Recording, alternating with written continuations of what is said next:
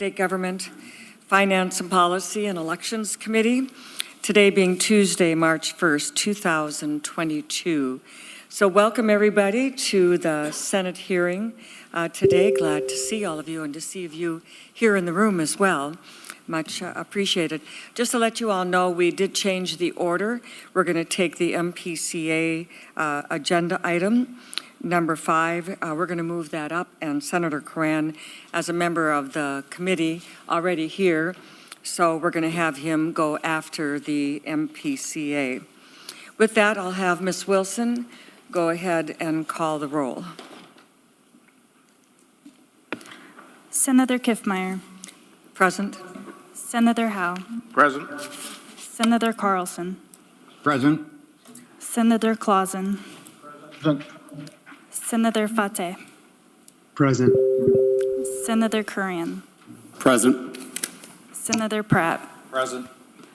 Senator Osmic. Present. A quorum is present. A quorum is present. Thank you. All right, members, we're going to go ahead and receive a status update. And in particular, we've asked MPCA to do a clean car emissions rulemaking update. And we have a new commissioner. So welcome, you're a new face to the committee. Glad to have you here today.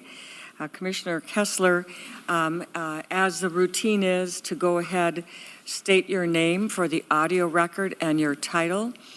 And for each of you who are with you today, in addition, again, if you would, when you speak the first time, state your name and your title. And if it is questionable as far as spelling for the audio record, go ahead and spell it as well. Those are Senate rules for testifying. So with that, Commissioner Kessler, I'll go ahead and have you start. Good morning, and thank you, Chair Kiffmeyer and members of the committee. For the record, I am Katrina Kessler, the new Commissioner of the Minnesota Pollution Control Agency, and with me today are Assistant Commissioner Craig McDonald and Climate Director Frank Kolash, and we appreciate the opportunity to be here to provide an update on the agency's Clean Cars standards. Just before you get started, I'm going to say this, and hopefully, if you feel like you're talking too loud, it's just right for the rest of us. Okay. So you need to really, those microphones are quite a ways from, if you notice when I'm speaking up here and if I go away or come up close, right? And so we really want to hear what you have to say. So just lean into the microphone and it makes it a lot easier for everybody and the audio recording in particular. Sorry, Ms. Kessler, Commissioner, if you go ahead. Thank you, Chair Kiffmeyer. Yeah, it does seem a little loud, but appreciate the reminder. So again, thanks for the opportunity to be here. Initially, we want to emphasize that the Minnesota Clean Car Standards are part of a multi-pronged approach to reduce vehicle emissions and to meet the goals for the bipartisan Next Generation Energy Act. Accomplishing our shared goals requires build-out of our EV charging infrastructure, accelerating and incentivizing EV sales in Minnesota, and better coordinating regional and national initiatives to expand EV charging opportunities. Meeting the goals requires public and private sectors to work together. Minnesota utilities, including Minnesota Power, Xcel Energy, and Great River Energy, have been leading the way with initiatives to help Minnesotans connect their EVs to renewable energy. Expanding EV charging opportunities allows Minnesota to leverage the strong work of our utility partners to reduce emissions from electric generation sector in Minnesota. EV technology is available and becoming more readily available each year. Giving Minnesota customers more accessibility to EVs will also help Minnesotans who choose an EV the opportunity to save money on transportation fuels. In November of 2021, the MPCA announced more than $2.1 million in grants for an innovative electric school bus pilot project. The project means that 8 new electric school buses will be available to serve Minnesota school districts in Faribault, St. Paul, Columbia Heights, Morris, Osseo, and Fergus Falls. Some of our newly funded buses have already begun transporting Minnesota students, with the rest expected to be in service by the fall of 2022. In addition to the 8 school buses, grantees receive funding for charging stations.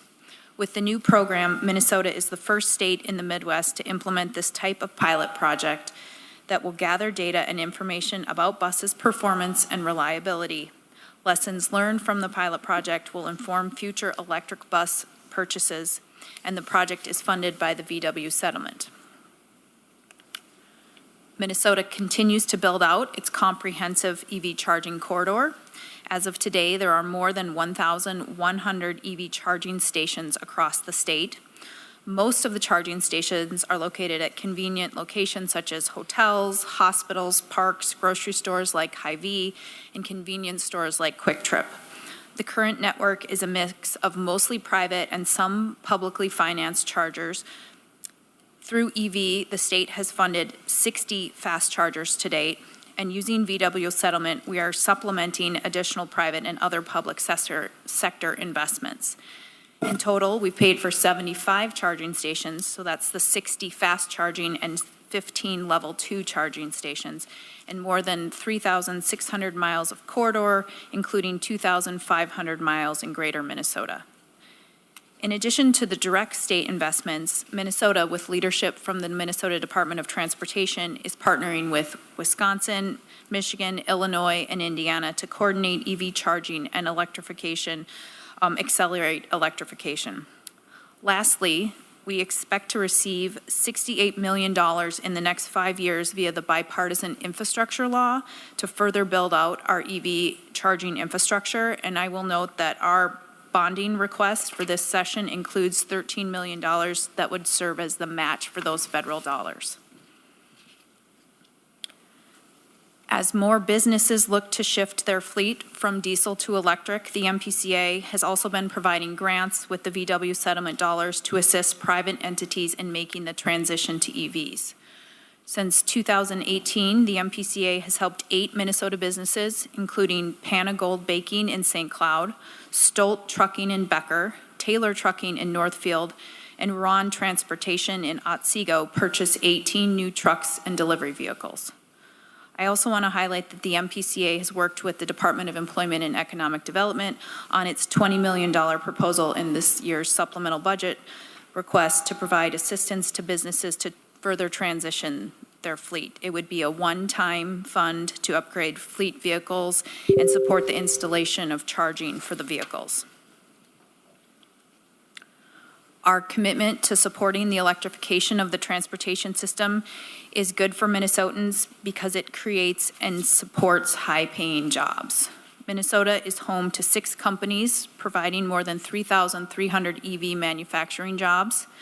That includes Philip Temro in Eden Prairie that builds EV charging stations and EV battery heaters, Zeus Electric Chassis in White Bear Lake that is building the next generation of work trucks, Rosenbauer in Wyoming that has developed an all-electric fire truck, and Windings in New Ulm that builds electric transmissions for hybrids and propulsions for EVs. Minnesota's investments in electric vehicles and the adoption of the Clean Car Standards will continue to support and grow EV businesses and create jobs. Shifting to the Clean Car Standards, which, as a reminder, include 2 components. One, a requirement for auto manufacturers to continue producing cleaner, lower emitting and more efficient vehicles and continue to deliver those models for sale in Minnesota. And 2, a requirement for auto manufacturers to sell electric vehicles that are available in zero-emission states here in Minnesota. Most manufacturers sell their vehicles, EV and non-EV, through dealers who in turn sell them to drivers due to state franchise laws. The one exception is that Tesla sells directly to consumers. The Clean Cars Minnesota standards applies to manufacturers and requires them to deliver for sale, which for most manufacturers is through a dealer. I will say that the Clean Cars standards do not require any individual dealer to have EVs on their lot, and the distribution of the EVs is through a relationship between the dealers and the manufacturers. The Clean Cars Minnesota standards is not making Minnesotans purchase a new EV. It's not outlining the internal combustion engine. It does not regulate tractors or combines or small engines like lawnmowers or chainsaws or boat motors or all-terrain vehicles. It is not taking away people's F-250s or Silverado trucks. It does not take away people's snowblowers and landscaping equipment. It simply gives Minnesotans more choices supporting our EV businesses and reducing greenhouse gas emissions. As a reminder, the MPCA started the rulemaking process in October 2019. In addition to the agency's comprehensive outreach and engagement efforts to get feedback on the proposed rules, the MPCA appeared numerous times before House and Senate committees in 2020 and 2021. In May 2021, an administrative law judge concluded that the agency could move forward with its rule based on extensive, deliberate, and open process after many comments and filings by stakeholders. Minnesota's Clean Car Standards were adopted July 26, 2021. The Federal Clean Air Act requires a 2-year waiting period between adopting and implementing the Clean Car Standards, which means there is considerable time built in for auto manufacturers to plan and prepare before the standards go into effect. The waiting period also gives manufacturers time to accumulate early action credits for sales in model year 2022 through 2024. The new rule will affect vehicles starting for sale with model year 2025, which will happen around January of 2024. There have been numerous questions about the agency's authority to adopt the Clean Car Standards. The legislature granted the MPCA the authority to adopt standards to prevent, abate, control air pollution, including from motor vehicles. Greenhouse gases, including carbon dioxide and nitrous oxide, are defined as air pollution. During the Clean Cars rulemaking process, the administrative law judge also confirmed that we have the authority to adopt the rule and that we were reasonable in adopting the rule to reduce greenhouse gases and expand EV access in Minnesota. The MPCA has used and will continue to use its rulemaking authority very judiciously. It's also important to remember that Minnesota is not doing this alone. 16 states have adopted zero-emission car standards. New Mexico and Pennsylvania are in the process of adopting these standards. In addition to the clean car states leading the way for greater EV adoption, all major vehicle manufacturers have made significant EV announcements in 2021 and 2022.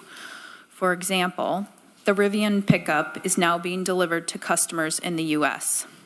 Tesla is building a second factory to build EVs in the U.S. Hyundai has announced multiple EV and plug-in hybrid EV offerings. The VW family is selling the VW, Audi, and Porsche EVs in the U.S. Stellantis, the company that owns Dodge, Jeep, and Chrysler, has made announcements for EV options, including delivery vans for Amazon. General Motors has announced the EV Hummer and EV Silverado badges. Kia, Nissan, Subaru, and Mazda have made EV model announcements, and Toyota has announced that they are moving to EV offerings in the coming years. Having the clean car standards in Minnesota will ensure that Minnesota customers have early access to these new model choices coming to the market this year and in the coming years. Lastly, I want to note that in response to conversations with manufacturers and comments received during the rulemaking process, the implementation of the Clean Cars standards includes an early action credit program that allows manufacturers to earn credits for electric vehicles in plug-in hybrids delivered for sale in Minnesota starting in model year 2022. Manufacturers can accrue credits to build a credit bank during the period before the rule kicks in January of 2024. Credits can be used to meet their compliance requirements in the model year 2025 and beyond. The early action credits also give manufacturers an incentive to make EV models available to Minnesotans who want to purchase an EV vehicle before model year 2025. Thank you again for the opportunity to provide the update. I want to reiterate that the Minnesota Clean Car Standards were adopted through a transparent process with robust public engagement and affirmed by the administrative law judge, that they are responsive to what we are hearing from Minnesotans across the state, which is people want more access to EVs. And finally, that the standards are a critical component of our multifaceted approach to reduce greenhouse gases and to meet our shared emissions goals. So, Chair Kiffmeyer, we are happy to answer any questions you and the committee may have. Thank you, Commissioner Kessler. We do have a lot of questions, so maybe we'll just go right to that. Probably one of the biggest thing is the status right now of the California waiver. That makes a difference to us. So can you give us status of what the California waiver would be? Yes, Chair Kiffmeyer, thanks for the question. I'm going to ask Assistant Commissioner McDonald to answer that question. Mr. McDonald, I'm glad you could be here. If you state your name for the audio record and your title. Chair, my name is Craig McDonnell, and that's spelled McDonnell, and my title is Assistant Commissioner for Climate and Air Policy. To your question, we expect EPA to reinstate the waiver here in the coming weeks. The Biden-Harris administration has directed EPA to reconsider the waiver. They did so in January of 2021 via an executive order, and EPA has proposed to reinstate the waiver in April of 2021 and took comment on that action. So we've heard directly from EPA leaders that the waiver reinstatement is imminent, and Minnesota is not the only state waiting for this waiver. I think, as the committee is well aware, the other 177 states, the 16 that Commissioner Kessler mentioned, are also waiting for this waiver. And of critical importance is the compliance deadline here is for model year 2025, so there's no compliance obligation until that year, which is calendar year 2024. Thank you very much, Mr. McDonald. Another question, though. Now, how does the rule interact? So you have a rule that's going to interact with the new federal corporate average fuel. Okay, that's called the CAFE. I think we've heard of the CAFE before. Their standards. So how does that rule interact with those new federal corporate average fuel economy standards, CAFE? Mr. McDonald? Chair Kiffmeyer, so in December 2021, the EPA finalized new greenhouse gas emission vehicle standards for light-duty vehicles for model years 2023 through 2026. Minnesota is currently under the federal standards until model year 2025, which is when the Clean Cars rule will go into effect. For model year 2025, the new federal standards and the Clean Car standards are the same for greenhouse gas emissions, so they will be harmonized at that point. Chair Kiffmeyer? Yes, Commissioner. I think that Director Kolash has one thing to add. Right, go ahead. And again, first time, name and title for the record. Thank you. Thank you, Chair Kiffmeyer. My name is Frank Kolash, last name spelled Kohlashch. I'm Climate Director for the Minnesota Pollution Control Agency. I just wanted to add directly to your question about the CAFE standards. Those are adopted at the federal level by the National Highway Traffic Safety Administration, and they are separate from the fuel emission standards that are adopted either by EPA or in the alternative by the 177 states. So those are two separate rules, and in December of 2021, the federal agency responsible for the CAFE standards revoked their preemption claim that was part of the previous revocation of California's waiver under the Energy Policy and Conservation Act, so that those two rules are separate as that they were prior to 2019. Thank you very much. I appreciate that information. I think the big thing is, I think the questions that we have concerned is all that interaction and justification for even aligning yourself with California had to do with that. But I just want to go ahead, and we have a lot of questions from members, so I'll just want to keep moving. So Minnesota adopted the California rules as amended, but California is now in the processing of updating its low emission vehicle, LEV, and zero-emission vehicle, ZEV, standards. So how is that going to affect Minnesota's rule? Chair Kiffmeyer, thank you for the question. Yes, you are right, and we are aware that California is working on new vehicle emission standards. Action by California does not automatically impact Minnesota nor the other 16 states that have gone ahead and adopted the alternative fuel emission standards. Any changes in Minnesota would have to undergo a new rulemaking and a new process, and that wouldn't occur until we have reached a point where we've actually implemented the standards and decided that something else needs to happen. So that's years away at this point. Okay, well, we have other questions from members, and Senator Coran, I know you had indicated you're interested in asking a question, so if you want to go ahead, this is a good time. Thank you, Madam Chair. It's been reported that California is planning to match the new federal CAFE standards. If that's the case, why are we following California? Mr. Kobash? Madam Chair and Senator Coran, we started the Clean Cars Minnesota rulemaking for the vehicle emission standards in 2019 at the point where the federal government had proposed and was moving forward with weakening the vehicle emission standards. And we adopted those prior to EPA establishing the new federal standards for those model years, as Assistant Commissioner McDonald mentioned.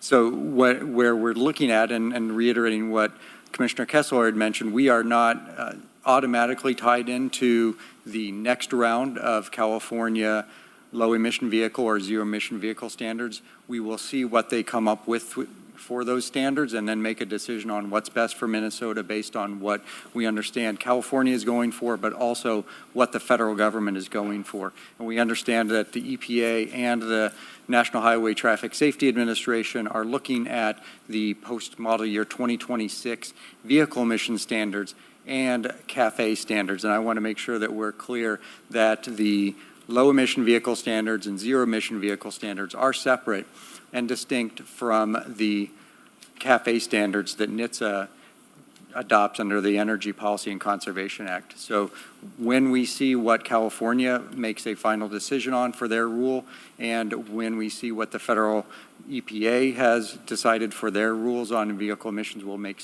decisions on which direction Minnesota should go. Senator Thank you. Coran. Madam Chair, so you can understand the concerns that our residents would have in the impact of these when we're following California. But so if we're doing this, and we have California zero emission standards, and they're changing the zero emission standard to ban the sale of gas powered vehicles 2035, does that mean the agency supports the ban? And I think the previous statements have been, well, we'll wait and see what they do in many cases, and then we'll act. Does the agency have intentions of acting on that particular rule? Commissioner Kessler. Chair Kiffmeyer and Senator Cran, thanks for the question. We have no intention at this time to take any additional action. As has stated, we're going to wait and see what the outcome of the ongoing work at the federal level and in California is. Thank you. Thank you, Madam Chair. Thank you, Senator Coran. I'm a bit puzzled then, because earlier, you have to realize that if you do the California one, California is changing to ban the sale of gas-powered vehicles. So if you've aligned your standards and rules with them, how can you say you're just not going to do that, Commissioner? Senator, Chair Kiffmeyer, thanks for the question. I believe what we've heard is that by the time the Clean Cars Minnesota rule kicks in 2025, we will be aligned with the federal standards. So at that point, we can make a decision as to whether or not we want to stay on that path, which is the path that is laid out in the Clean Cars Minnesota standards, or go through another rulemaking process and adopt other standards. Well, Commissioner, when you say other standards, I believe the choice is either federal standards or California. So if you're going to do other, what would other be if not California? Commissioner? Yes, Chair Kiffmeyer, you are correct that the current choice is the California standard or the federal standard. I believe Assistant Commissioner McDonald would like to add something. Assistant Commissioner? Chair Kiffmeyer, and one thing to note, as we had mentioned, was the California update would need to require that affirmative action. So in order for Minnesota to make a decision, the default decision is to follow the federal regulations. Mm-hmm. Yes, we understand that. Next, I would like to have a question is, if we don't have this resolved by 2026, what do you do, Commissioner? Senator Kiffmeyer, thank you for the question. My understanding is that our rules will be in effect January of 2025 for the model year of January 2024 for the model year of 2025, and at that point, our path that is laid out through the Clean Cars Minnesota is aligned with where the federal government will be at that moment. Okay, what seems to be a little uncertainty here, and that's extremely difficult for people that are looking to plan, as many of these do. With that, I'm going to go next, Senator Howe. Well, thank you, Madam Chair. And I guess my question is, you know, when we asked whether you're going to follow the California standards, it sounds like it depends on what they do. You're going to wait and see what it does.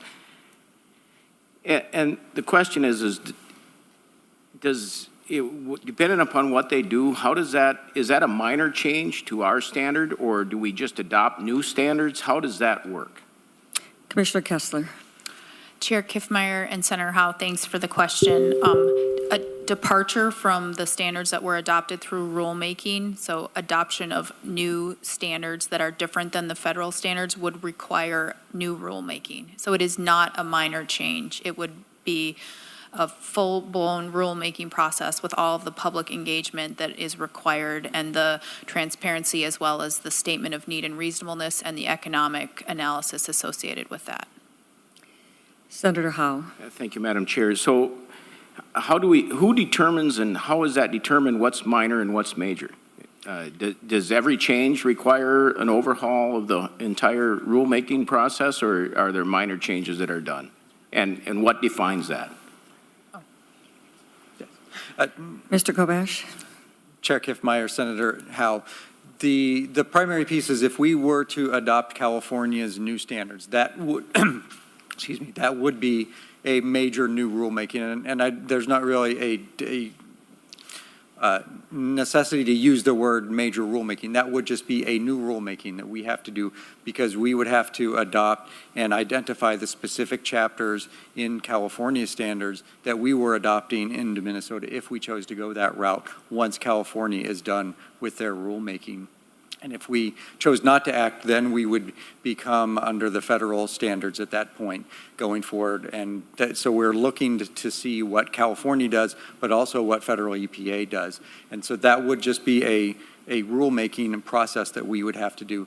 The language of adoption by reference does include if California makes minor changes to definitions in the rule, then those are picked up by the reference, but that is only in their existing standards. If they change the standards and adopt new standards for model year 2026 and beyond, we would have to conduct an entirely new rulemaking under Minnesota's Administrative Procedures Act to incorporate and adopt those standards.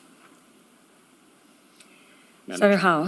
Thank you, Madam Chair. So, and I'm just trying to figure this out in my head, so if they do a definition change to, let's say that, if they're going to go to zero and it's going to eliminate all gas-powered lawn equipment, and that definition is just a definition change, is that a minor change then, and that would affect, you could just pick that up as a minor change and affect not being able to use gas-powered lawn equipment? Commissioner or Mr. Kovash? Madam Kiffmeyer, Madam Chair, and Senator Howe, that issue would present a novel instance for us. California has never done that before. They have those standards for those other kinds of engines in other parts of their rules that we have not adopted. We are have only adopted the rules that deal with light-duty vehicles in California's rules. So it is, if they were to make such a change, we would have to look to see whether or not we think that change is incorporated by reference, or if we need to do something different if California would make such a change. But they have not done that in the past, and they have different parts of their rules that deal with those kinds of engines. Senator Howe. Thank you, Madam Chair, but now I'm even more, so they could make that change, is what you're telling me, which if they change the definition to include that, that could affect us here. Correct? Is that not what we just said? Mr. Kovash. Chair Kiffmeyer, Senator Howe, in a very unlikely event that California would do that, which there's no reason that they would do that, they have those rules for other engines and other parts of their rule. That would only be in a hypothetical sense that we would have to determine whether or not that implicates us to make some other decision. But what we know now with California's next round of rulemaking, that will be an entirely new rulemaking by California of a new section that deals with their light-duty vehicles. And they have never made a definitional change to bring their light-duty vehicles to cover other kinds of engines. Their rules are separate for all of those different engines. So, Senator Howe. Thank you, Madam Chair. So if that, if they do change a definition that has an impact, what recourse do stakeholders in Minnesota have to oppose or to voice their opinion on that? Commissioner. Chair Kiffmeyer and Senator Howe, I think the situation you're describing is highly unlikely. And I mean, if that were to occur, I think we would have to determine if we would need to make a change to our rule and go through another rulemaking process. Senator Howe. Well, thank you, Madam Chair. So it would be your decision, not the legislature's, not the stakeholders' decision. It would be your decision whether you had to go through rulemaking or not. Is that what I understand? Commissioner Kessler. Chair Kiffmeyer and Senator Howe, we would make that decision and go through a public process. Thank you. I'm a little bit puzzled here, though, by your responses here. This is interesting because we adopted, as you testified here, the California rules. We adopted them. And we would default to those standards, not the federal standards. So I'm a little bit uncertain as to how you are testifying here today at previous actions clearly align us with California standards. Now you're saying that MPCA has minor, major, we may or we may not. Are we aligned with the California standards or not? Commissioner Kessler. Senator Kiffmeyer, Chair Kiffmeyer, I just want to clarify that we adopted the Clean Cars Minnesota standards along the zero vehicle emission standards, the same standards that California has and the other 16 states have. In 2026, those standards, the standards we adopted are lining up with the federal government. If California decides to adopt something else, we would need to proactively go through rulemaking and adopt either what California has. And if we did nothing, we would default under the federal standards. So we are not fated to California. Well, Commissioner, there is no alignment with the feds for zero emission, all right? They have low LEV, but the feds don't have that for zero emissions. Can you clarify that, Commissioner, or Mr. McDonald? Madam Chair, you are correct. The federal government does not have a zero-emission vehicle standard. So the emission standards we're talking about being harmonized are the low-emission vehicle standard. But the point remains that when California promulgates a new rule, it will create a new chapter and a whole new set of standards that Minnesota will have to make a decision whether or not to follow that or to revert to the federal standard and lose the ZEV standard that we currently enjoy. Well, it seems to me that you've really got an interesting situation, but you're going to basically only be abiding by California for a year, and then go back to the Fed standards. Why even align with California? Why didn't you just choose to do the federal standards to begin with? That was your choice. It seems like you're putting people through a lot of confusion and a lot of issues, a lot of things to deal with, that you could have just gone to the federal standards, Commissioner. Chair Kiffmeyer, thank you for the question. As I noted, we had heard from people who are interested in more access to EVs and recognized that this action of adopting the zero emission and the low emission fuel standards or vehicle emission standards are consistently moving us in the direction of the next generation energy goals. And at the time we started the action, it wasn't clear that the federal government was going to adopt the lower emissions vehicle standards. Okay, next on the list here is Senator Pratt. Thank you, Madam Chair, and thank you, Commissioner. California has a separate rule to regulate emissions for heavy-duty trucks and will require them to eventually be all electric. Could you use your authority that you cited under 116.07 to adopt the California's heavy-duty truck emission standards? Commissioner Kessler. Chair Kiffmeyer and Senator Pratt, any additional change to Minnesota's vehicle emission standards would require an additional rulemaking. So if that was something that we decided that was appropriate for the state, we could go through a process of a rulemaking to do that. We are not planning to do that at this point. Well, Commissioner Kessler, Senator Pratt, go ahead. Thank you. Thank you, Madam Chair. So why would you do it for cars and not trucks? Commissioner Kessler. Chair Kiffmeyer, my understanding is that the vehicles covered by the Minnesota Clean Car Standards represent 50% of the, more than 50% of the greenhouse gas emissions in Minnesota. And so given our goals around vehicle emissions reductions, we decided that this was the right action for Minnesota. Senator Pratt. I'm not quite sure I got an answer to my question, and that is why be inconsistent it sounds like California's already adopted the rule. We're aligning with the California standards, but we're not aligning with the California standards as I've heard the discussion going around. I'm just trying to figure out how do you align or not align and then come back to the feds if the feds don't have this. This is all very confusing. It feels like we're getting inconsistent answers along the way. Do you have the authority to do it for trucks? Commissioner Kessler. Chair Kiffmeyer, we do have the authority, but we have not decided to exercise that authority for trucks. All right. Senator Pratt, I understand that. The question I think too, though, then is from our constituents a great deal.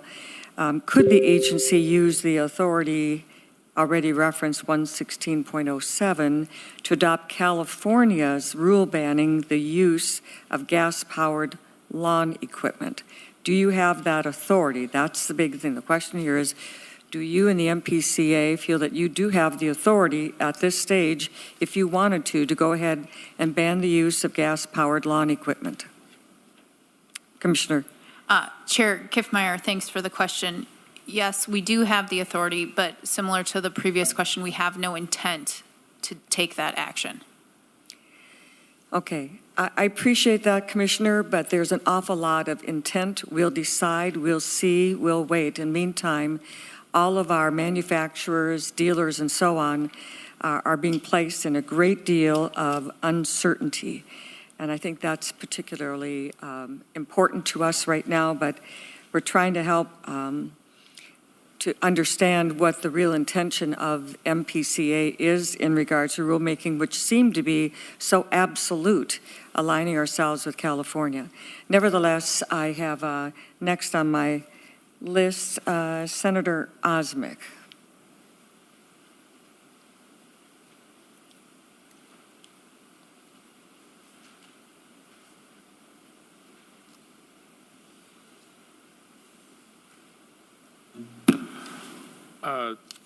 Thank you, Madam Chair. I didn't necessarily have a question at this point. I guess I would like to ask one about how this standard works. I mean, my read and my experience on this has been that dealerships are going to have to stock these vehicles regardless of whether they believe that they will sell or not. I've asked this question before to previous folks, your predecessor. When the government tells them that they have to sell these and they don't sell them, and the new model year comes in, and you have to sell them at a discount price or get them off your lot because dealerships have bought these vehicles. You know, the way dealerships work is they buy vehicles, they put them on the lot, and then they sell them. When these don't sell, because I don't believe as much as you may believe that people want these, some do, some don't, but when they don't sell, what's the government remedy? Because there's not a fund that they can go to be compensated for the fact that the government, not the private sector, not the market demand, the government has come in and said, you will sell these. And when they don't sell and they take a loss, which I believe, I believe that's going to happen, where do they go to become whole, Commissioner? Commissioner Kessler. Chair Kiffmeyer and Senator Osmek, thanks for the question. I just want to clarify that the rule applies to the manufacturers, and you are right. We have the same understanding that manufacturers work with the dealers. The manufacturers and the dealers can decide where they want to stock these vehicles in the state of Minnesota. It doesn't require any individual dealer to have EVs on their lot. And the one thing that I will say about supply and demand is that we have not heard from any of the other states who have adopted these standards that there is a problem selling the vehicles. Senator Osmek. Well, Commissioner, you're not following the laws of what actually happens in the marketplace. You're saying that the dealerships and the manufacturers will all get together and hold hands and figure out places to do these. The reality of how the dealership system works in states and in Minnesota in particular is the manufacturer sells the car to the dealership. They transfer the title. So the dealer now owns that piece of equipment, and the return policy doesn't work. You're saying that they can move them around. They can certainly put them through auto sales programs. I mean, they could take it to the auto dealer's auction and do those types of things. But the bottom line, Commissioner, is that these vehicles, when they don't sell, are going to be liabilities on the books of dealerships. To say that they're going to work together, great. That's not the reality of the situation, Commissioner. Somebody is going to be left holding the bag. And my question was, and you may not have an answer to it, is where do they go to become whole when they begin losing money and as a result have to increase prices on other vehicles to make up for the loss? That's the reality of the marketplace. That's the reality of the auto dealer system that we have in this state. It's a cold, hard fact. And I've asked this question before, and your predecessor didn't answer it, and I don't think you have an answer for it either. This is government-induced, forcing a product that the marketplace isn't necessarily asking for. If these were so wildly successful, believe me, auto dealers want to make a buck, and they want to have them on their lot. But us forcing a square peg into a round hole means we're somewhat culpable in creating this situation where they can be either losing money or jacking up the prices of every other vehicle on the lot, inflicting financial damage on anybody else who buys a vehicle. So I think you need to think, the folks in the administration, and you in particular, need to think very hard about how the system works and the direct impact that this is going to have to all Minnesotans, regardless of what vehicle they purchase. Thank you, Madam Chair. Thank you, Senator Osmick. Senator Osmick, if I recall right also, that the current mandate in other states has been reported to us is about 2 to 3%. In 2024, it jumps to 7% mandate, and under the new California rule, which Minnesota is aligned with, that would be 26%. So what Senator Osmick is talking about is real and substantial and has a very potentially negative effect in regards to our folks here in Minnesota who are currently aligned with the California rule. So Commissioner Kessler, would you like to respond to that? Commissioner. Chair Kiffmeyer, I'm going to ask one of my colleagues to respond. I don't know all those numbers off the top of my head. Mr. Kobash. Chair Kiffmeyer, to your point, I want to clarify that 26% number that you cited with California has not been adopted by California at this time. And the standards, the clean car standards, the zero emission vehicle standards that Minnesota adopted go to the 7% number. And that's the number that we are targeting for model year 2025 and beyond, understanding that California is in a process of making those changes, but they have not adopted those changes yet, and we have also not adopted anything beyond what California's new changes would be. So the 26% is only what California has talked about. They have not adopted those, and therefore we have not adopted those. Thank you, Mr. Kolash. All right, Senator Howe, and then I'll go to you, Senator Clausen. Thank you, Madam Chair. And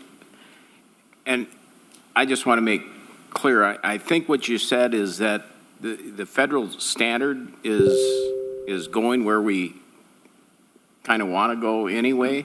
Why don't we just adhere to the federal standard? Why don't we just go there instead of the California standard now? I mean, you didn't expect the federal standard to go there. The federal standard looks like it's going there. Why don't we just stay with the federal standard instead of continuing to adopt the California standard? Commissioner Kessler. Chair Kiffmeyer, I'm going to ask Assistant Commissioner McDonald to respond to that question. Assistant Commissioner, right?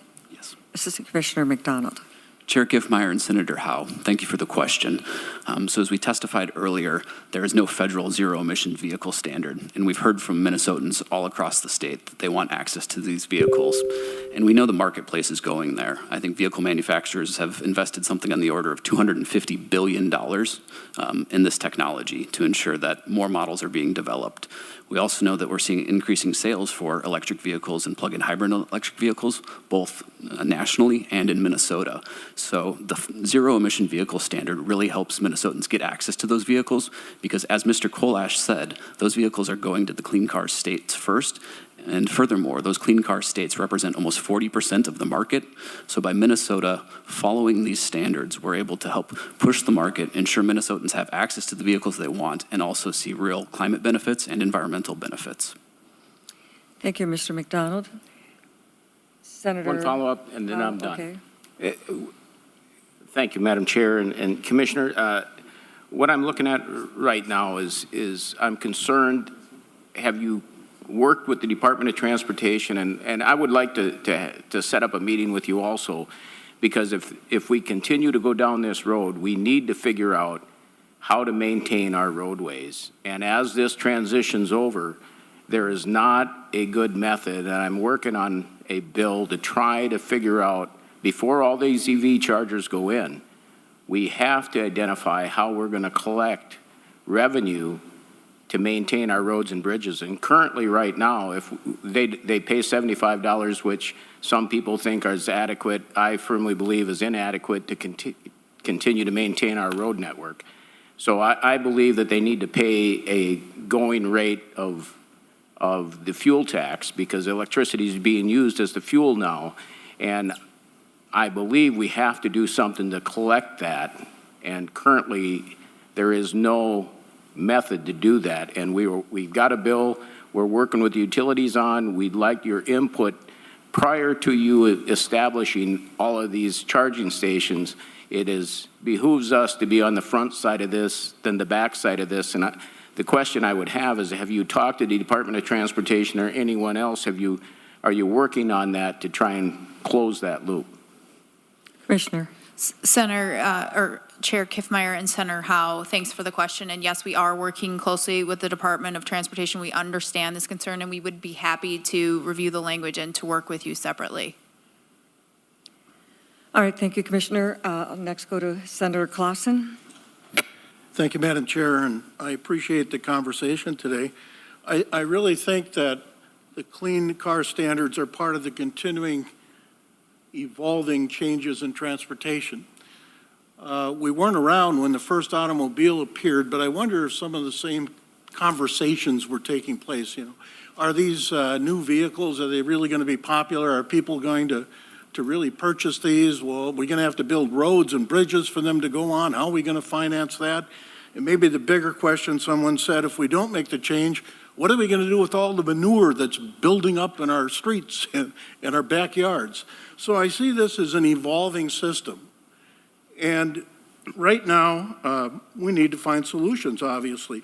We're facing some issues with climate change that we know is being contributed to because of our automobile engines, and we need to find standards. We need to find solutions. Technology is there. A lot of the questions we're talking about, I think, will be answered as we evolve into electrical vehicles.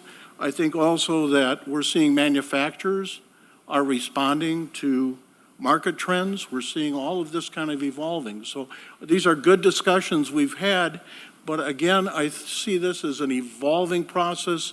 It's one that started many, many years ago when the first automobile appeared, and we're going to find solutions. We always have, using technology, using creativity. So again, I appreciate the conversation today, and thank you for being here. Thank you, Senator Clausen. I think it's interesting as well, that kind of conversation, but the difference here is there's a difference between evolving and letting the market pulls you along, and we're seeing that happen. But in this particular case, we're seeing government mandating, government pushing, government requiring, government using subsidies. And so that's a big difference, though. That's what's happening here, is that pushing and that mandating that is going on here. Senator Carlson, you're next. Go ahead. Yes, thank you, Madam Chair. I guess one of the things that I'm puzzled about is maybe the fear of going to the next stage here, and I think Senator Clausen said it very well when we talked about moving from horses to automobiles. When we're talking about what could happen in 2024 or later, that's kind of like worrying about what we're going to have for breakfast 2 years from now. And I don't think that that's really very realistic. Also, the fact is that the public is pushing this. The public is buying these vehicles. The public is demanding that we adopt some policies that will allow manufacturers to promote those vehicles in Minnesota. And when we talk about, I'll have to say that when we talk about lawn equipment, that's something that the public is pushing now. I would challenge you to go look at leaf blowers and snow blowers now, and you're going to find that the electric ones are usually sold out. And as far as the electric vehicles, the EVs now, electric vehicles are in high demand. And what I'd like to ask the commissioner or the other testifiers there is, what vehicles today are being, let's say, restricted from not coming to Minnesota, and maybe especially the new electric pickup truck from Ford. I think they've had a restriction that they can't take orders in Minnesota because as the capacity grows to make these vehicles, they're adding more and more states. So there's some of those that can't even be brought to Minnesota. And I'm looking at this as being very similar to when we decided to go to compact fluorescent bulbs or maybe even LED lights, and there was a resistance in trying to hold on to incandescent bulbs. And, you know, we all know now that incandescent bulbs are something that isn't even used in Christmas time. So I'm looking at the pressure coming from the market. The market, I think, is pressuring. And I'm wondering if you have any comments on those vehicles that we can't get right now that people want. Commissioner Kessler. Chair Kiffmeyer and Senator Carlson, thanks for the question. You're right, we are hearing similar things, that people across Minnesota are interested in buying these vehicles and are frustrated because they cannot find the vehicles. The reality is that the vast majority of EVs are only for sale in the states by which have adopted the Clean Car Zero Emission Vehicle standards. And so we're hopeful that during this 2-year period before it takes effect, that the early adoption credit program will incentivize some dealers to bring the models to our state earlier so that people will be able to buy those vehicles, and we won't have such an imbalance in the supply and demand. Thank you, Commissioner Kessler. I'd just like to mention, though, Senator Carlson, when you talk about that breakfast 2 years from now, maybe you aren't worrying about it, but you know who is preparing for it? The farmers. And the farmers drive gas-powered vehicles. And they are the ones who are now ordering seed. They're doing things that is going to make it possible to have your breakfast in 2 years. And it's a good deal. And by the way, in regards to the CFLs that had mercury in them, they were mandated. They're going to outlaw incandescent. And the market actually said, no, let's go to LEDs. If the government had kept their fingers out of that, the market would have gone to LEDs, which are being adopted and are finding to be efficient and effective and doing well. Meantime, I came across a CFL, ancient one, giant, huge thing. And so I should probably donate it to the Historical Society for some record that they might like to have of one of these antique CFLs that the government mandated at one time.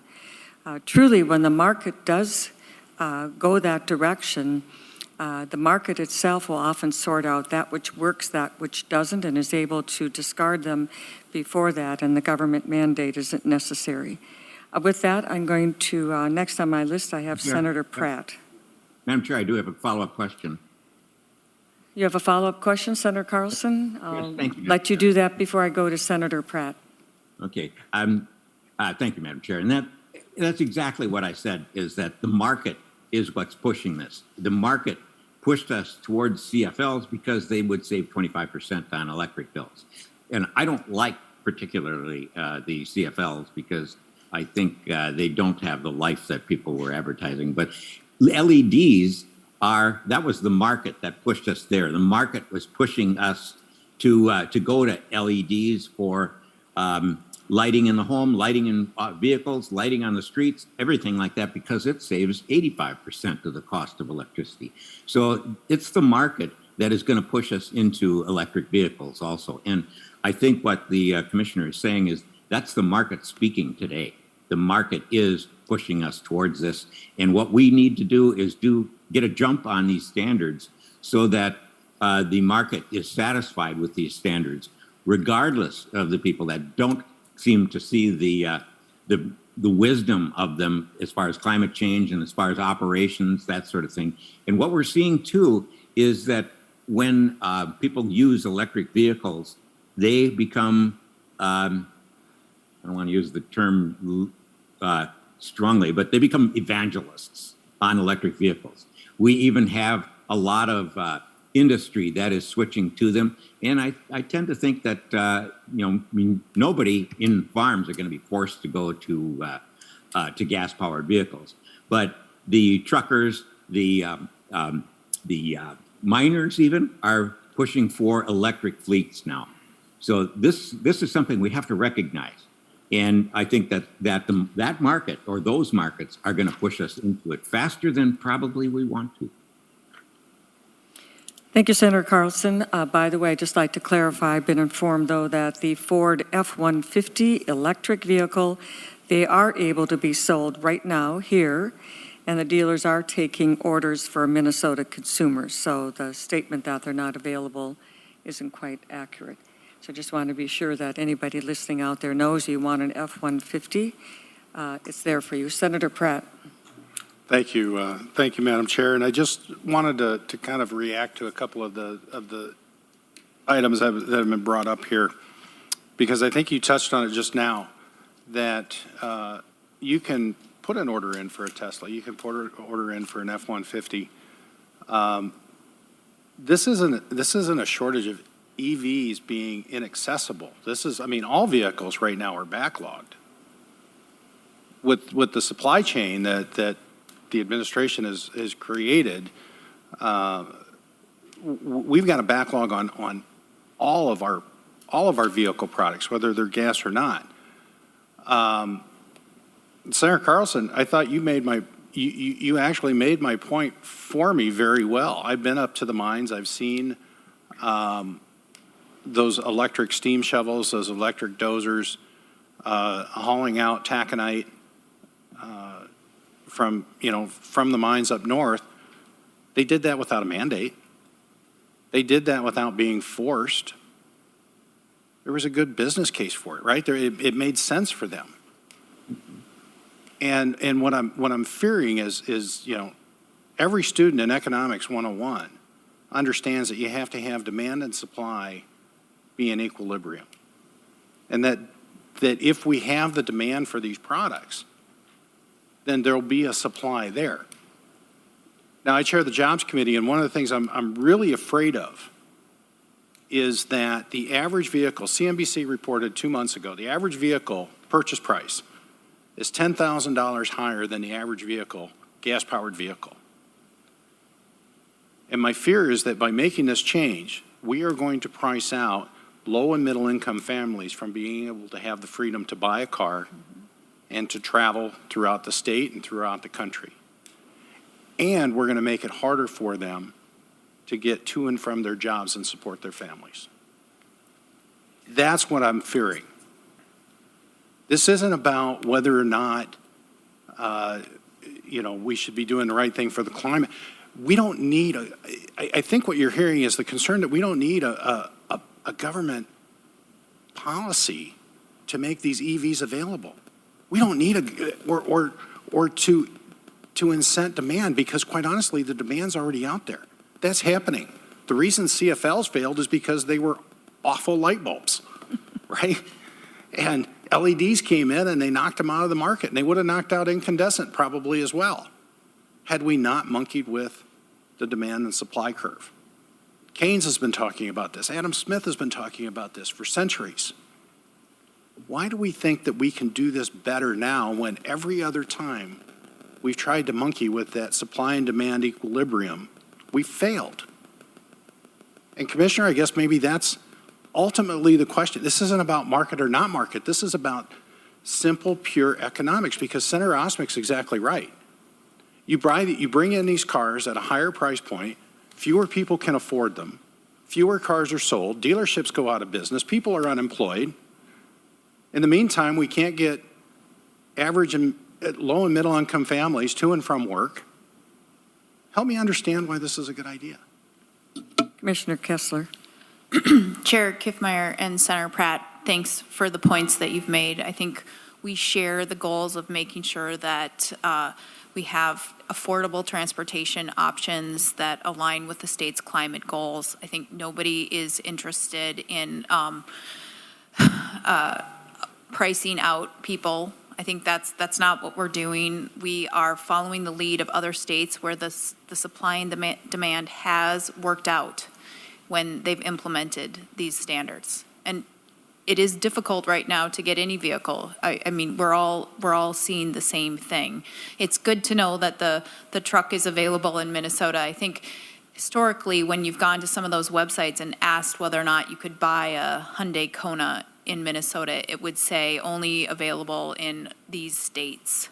And it's nice to see that evolution is occurring, and that's what we've seen occur in other states. Senator Pratt. Thank you, Madam Chair. Well, Commissioner, it just seems to me that we could avoid a lot of unintended consequences, bad unintended consequences, if we just allowed that supply and demand to catch up and do it naturally versus trying to force it. Because I'm afraid you're going to put people out of work. What I think I hear you saying with transportation options is that you're trying to force people off the roads and into transit. And I think that's unfair to those low and middle income people. One of the reasons we are the most prosperous country in the world is because we have transportation options. And you can afford to buy a car. You can afford to travel. You can afford to get to work. We saw the greatest economic boom in the 1950s when cars became more affordable and more accessible. And there was no mandate. There was no mandate. There was no forcing of the government to do that. So that's the concern I have is you are creating inequities with this. And if you were able to wait a couple of years, you would hit your goals more naturally rather than causing bad unintended consequences. And there's not a question there. It's just a real concern. I disagree with your folks that say we have to pass this to get vehicles in the state of Minnesota to be sold, to be accessible, because people are ordering them today. They're ordering them today. So, thank you. Thank you, Senator Pratt. I think that is an excellent point, one my district makes frequently. Why is the government mandating and pushing and hurting my family's ability? Senator Osmek, you're next. Thank you, Madam Chair, and I'll be very brief because we have some more work to get done. I really appreciate the fact that the folks on the other side of the aisle have used the term market over and over and over again, and they know that the market will react to a product that's popular. That's great. Then why are we even having this discussion? If the market is already serving, if the market is already adjusting, if the market is already bringing new products to market, why? Because people want them. Great. So why then do you have to have a government-induced mandate? It boggles the mind.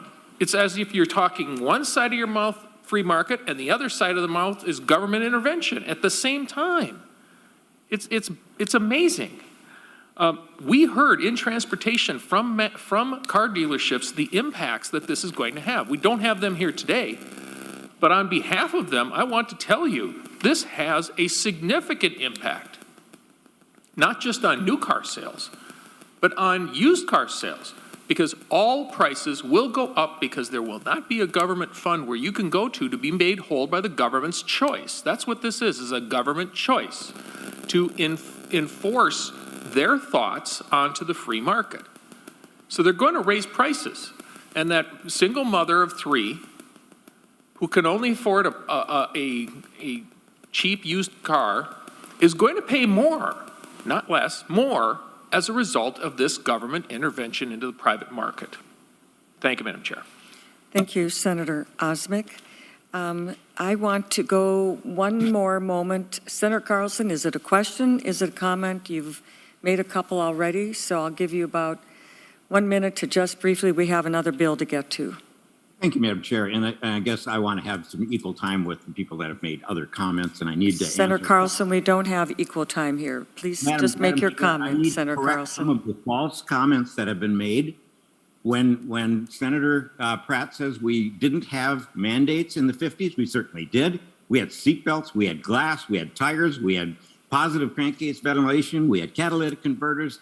We constantly have mandates that come from the government. So that is a false flag. And I think what we need to do is we need to stop putting out this disinformation about California, about the standards. Now, this particular Madam Chair. committee has jurisdiction. Senator Pratt, just a Madam moment, Chair, Senator Carlson. I'll come back to you, Senator Carlson.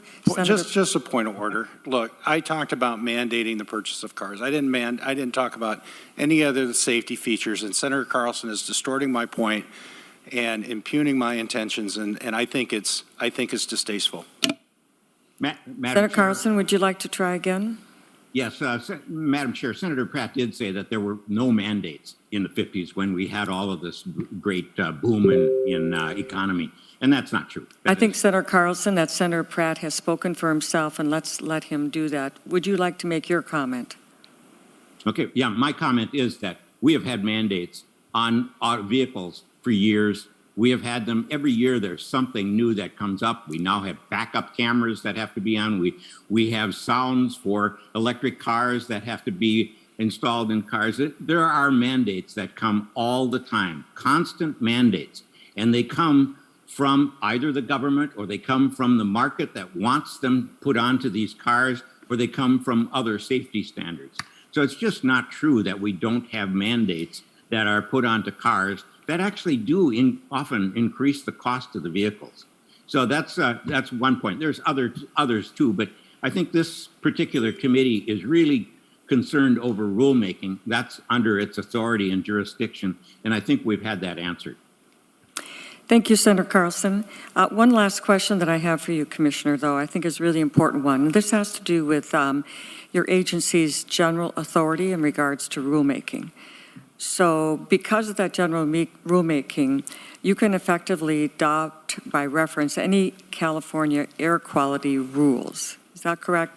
This is about authority. Do you have authority to do the California rules in any area whatsoever? Do you have that authority, Commissioner? Chair Kiffmeyer, we have rulemaking authority to regulate air pollution. If we were going to adopt any new standards for vehicle emissions or other air pollution, we would have to go through a new rulemaking process. Okay, but Commissioner, I'm going to clarify again. It is the position of the MPCA that they don't need to come to the legislature for that under their general rulemaking authority, if you decided that that's what you wanted to do, you would use your general rulemaking authority to do so without the legislature. Is that correct, Commissioner? Chair Kiffmeyer, we have the authority that the legislature gave us. We would have to go through a rulemaking to demonstrate reasonableness as a part of that process. So basically what I'm understanding here, though, in fact, this is in fact, that there would really be no limit to what the MPCA could do through rulemaking authority. Commissioner. Chair Kiffmeyer, part of the rulemaking authority that was granted to the MPCA requires that we go through the process and we have to demonstrate reasonableness in front of an administrative law judge and go through a process that involves robust public participation. So to say we could do whatever we wanted, it would have to be reasonable and affirmed by an administrative law judge. Thank you, Commissioner Kessler. We've seen that process. So at this point, I have no other members for questions or comments on my list, and so we'll conclude. Thank you very much, Commissioner Kessler, Assistant Commissioner McDonald, Mr. Kolash as well. Thank you so much for being here today. We appreciate it. Thank you, Chair and members of the committee. Thank you. Okay, members, we're going to go to the next item on our agenda, which is Senate File 3333, Senator Curran. When you're ready, Senator Curran, you can just go ahead and do the motions for your bill. Thank you, Madam Chair. I'd like to move Senate File 3333. And just as a reminder, just to be sure, do you have an amendment? Madam Chair, I do have an amendment. It's an author's amendment, correct? It is an author's amendment. I'd like to move the A1 amendment to the Senate File 3333. All those in favor of the author's amendment, the A1, please say aye. Aye. Aye. Opposed? Motion prevails and is adopted. Senator Coran, to your bill as amended, and my understanding here, by the way, on that A1 amendment for the benefit of those watching today is that you added an effective date with the A1 amendment. Is that correct? That is correct, Madam Chair. It just Okay, changed the effective date following the final enactment. Okay, Senator Coran, then you can go ahead. Thank you, Madam Chair. Senate File 3333. What it does is it simply prohibits counties, municipalities, and school districts from accepting contributions from any form from a nonprofit or for-profit organization made for the purpose of paying election-related expenses related to local and or federal elections. In other words, what this does is it bans what we saw emerge in the last election cycle, Zuckerbucks, from being used in local elections to execute and influence any sort of election activity. What this bill does is a really common sense bill. Is it ensures that no outside money is used, which is imperative to keeping our elections fair and transparent and accessible as possible. This bill itself, I think there's, in the last election, we'd seen an entity or two with significant resources piled into a variety of cities and counties across the country.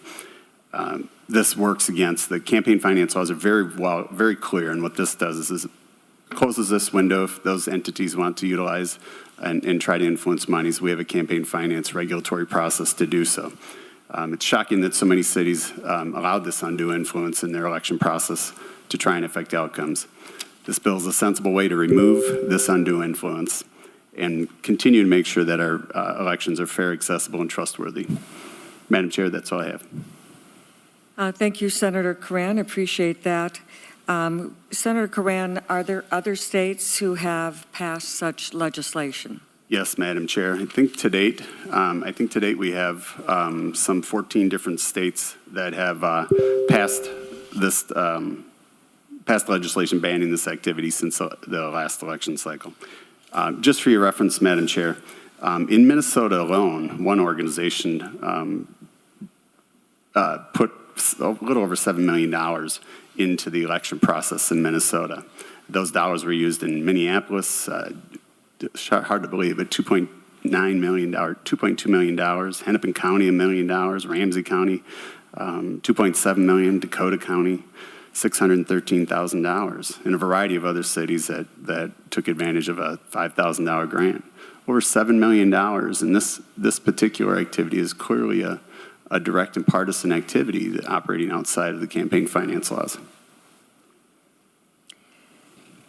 Thank you, Senator Coran. Senator Coran, there's a lot of information in regards to what's been happening in this. There's the Center for Tech and Civic Life, CTCL, gave grants to more than 2,500 jurisdictions in at least 48 states. Chicago-based Center for Tech and Civic Life, 28 Minnesota cities and counties received grants. The history of this entity, Center for Tech and Civic Life, founded in 2021. Senator Coran, this is a really new entity, and I'm unfamiliar with it. Could you tell me more about what this Center for Tech and Civic Life Madam Chair, when you look at this, I think the activities are or I think that it's been named Zuckerbucks. It's one of the large nonprofits that did emerge for this very purpose of influencing elections. Those dollars were created. I think it was over $400 million spent nationwide. Mark Zuckerberg and his wife Priscilla Khan. They shipped it to local governments. I think, and when you see the breadth and the depth, it was amazing. Our neighbors just across to the east, I think they had, in a variety of cities, that organization literally took over the election process in lieu of government. The government's role is to make sure that election process is fair and trustworthy, and these types of activities operating outside of the election law process as it stood today, that's why we're here today, is to close that loophole. That undue influence should not be put forth on our voters. Thank you, Senator Coran. I think that this is a very important issue to be sure that when elections are being funded and being processed and do all that, it's under the control of our own local units of government and our own Secretary of State office.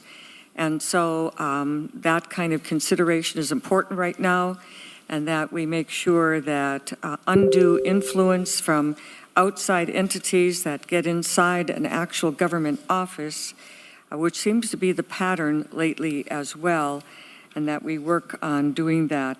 So Senator Cran, members, any other questions? Or I do have Senator Carlson on my list and Senator Clausen. So Senator Carlson and then Senator Clausen. Senator Carlson, go ahead.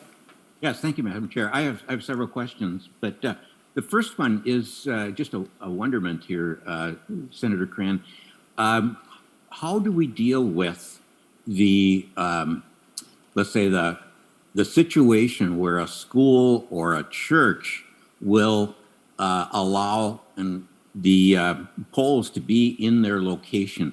Is that considered a donation? Is that considered anything other than just a mandate that they open up their facility for the election? And by the way, I'm with you on this. I want to make sure that we do have things as carefully overseen as possible. Madam Chair, Senator Carlson, I believe all of those instances are defined in our state law and state statutes of where an eligible election may occur. And the campaign finance laws also define how and when you can contribute to the influence of an election process. This particular entity, one thing that's shocking, that's why I do believe that this is a real bipartisan issue, that that cities and counties would willingly give up that type of control to an outside entity, not to participate or make a contribution. But in Wisconsin, they delivered $9 million and virtually let them take over the election process inside our government. I don't think anybody would agree that that type of activity should ever occur. Thank you, Senator Cran. Senator Carlson?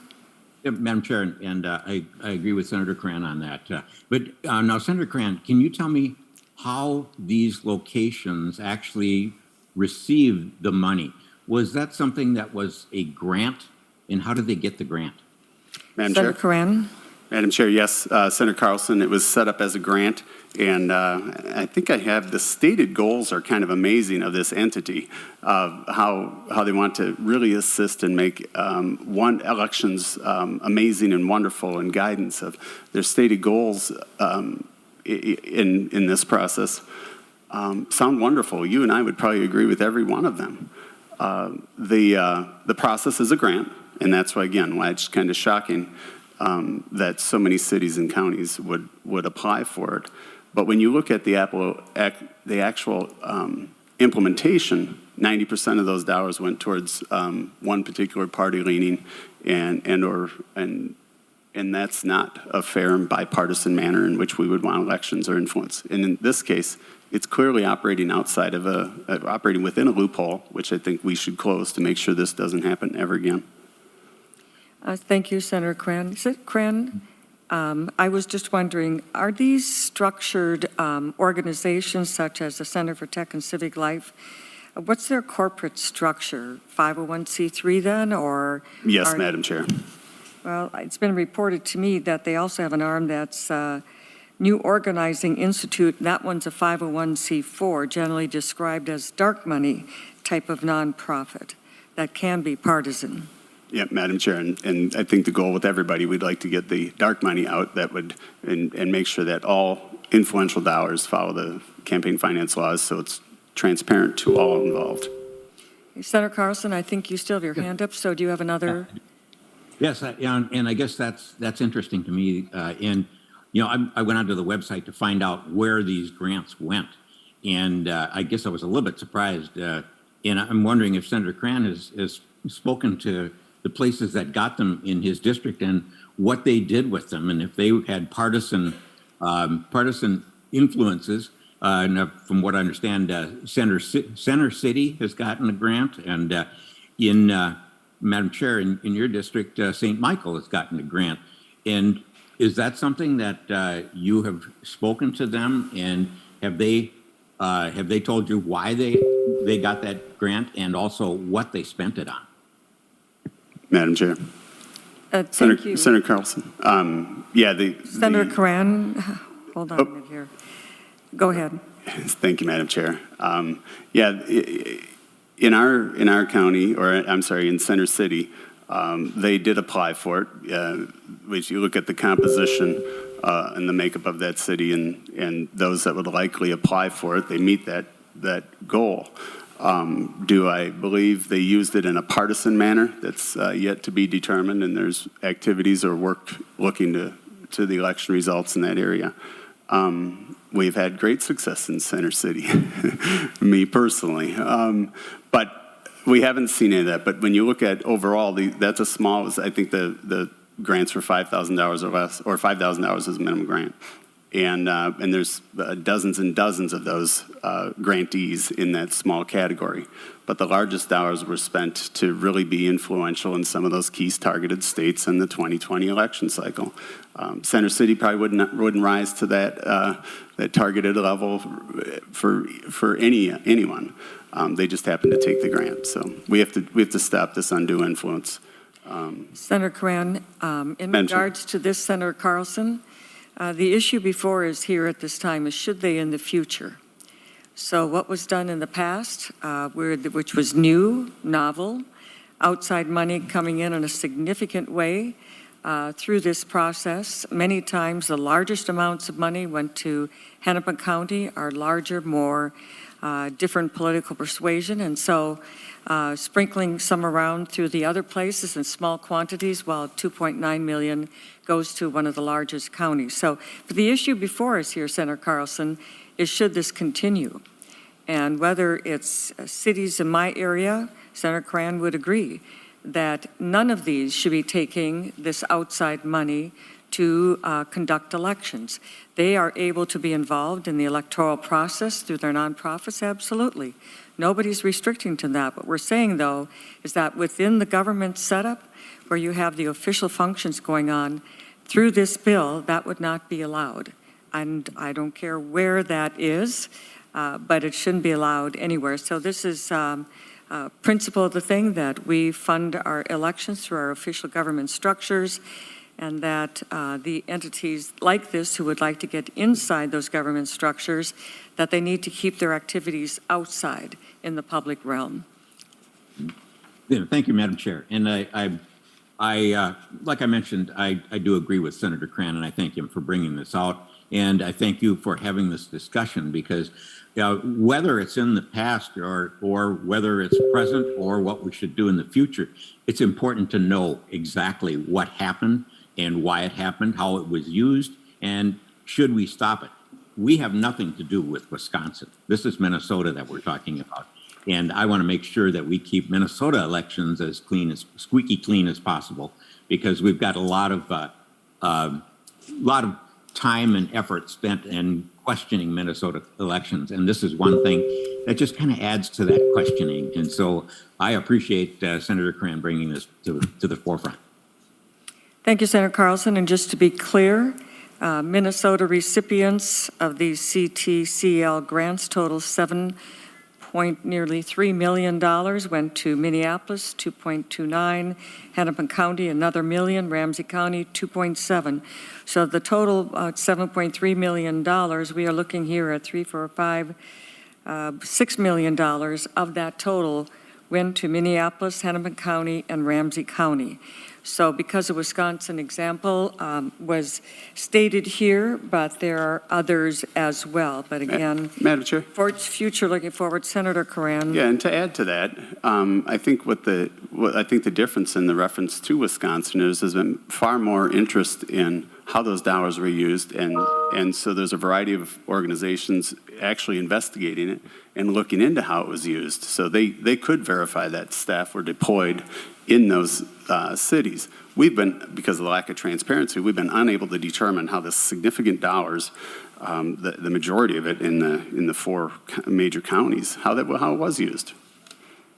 Well, thank you very much, Senator Coran. And also the information provided to us was some of this money was used in some jurisdictions, and we have yet to track down exactly how or where, but the log has been buying or renting vehicles, creating a get out the vote rap video, monitoring Facebook posting, just a whole variety of things. So the big thing is elections should be run in Minnesota with government-funded resources, with government staff, and that outside money, whether it is the NRA or is the CTCL, they should leave their electioneering to outside of that official government process. So with that, members, we have Madam Chair, I have one more question and one simple comment. Okay. The question is, do we have a feel for how the amount given Senator to- Carlson, you're not on my list. Next, I'm going to Senator Clausen. Senator Clausen. Thank you, Madam Chair. Just a comment, would Senator Coran feel differently if he could restrict how those funds may be used? For instance, we know that local governments spend a considerable amount of money running elections. If you could use those in a restrictive manner, let's say, for instance, voting machines is the only thing they could be used for, would you feel differently about your bill if you could actually restrict the use of those funds? Senator Coran. Madam Chair, Senator Clausen, no. I think the process that we have defined between our state statute and state law today and campaign finance rules dictate I don't want an undue influence on a deemed nonprofit, regardless of their nonprofit status, or private entity making those contributions. Thank you, Senator Coran. Thank you, Senator Clausen. Senator Carlson, you've got your hand up.